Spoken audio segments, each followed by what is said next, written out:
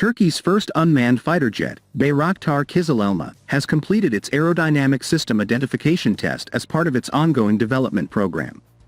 The aircraft, produced by Baykar, took off from the AKINCI Flight Training and Test Center in Çorlu, Tekirdağ. The production prototype, Bayraktar Kizilelma PT3, flew at medium altitude for 53 minutes while performing the required aerodynamic system identification tests. These tests determine an aircraft's aerodynamic properties by analyzing responses to controlled inputs, aiding in improving flight control and performance.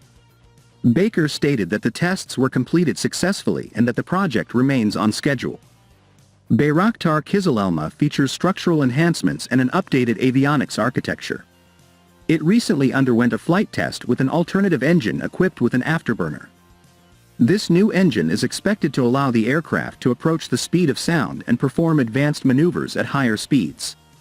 The unmanned fighter jet is equipped with an active electronically scanned array (AESA) radar, enhancing its situational awareness for complex missions.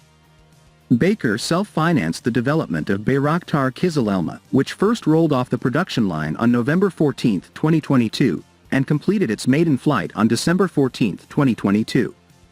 The aircraft achieved its first flight within a year of production.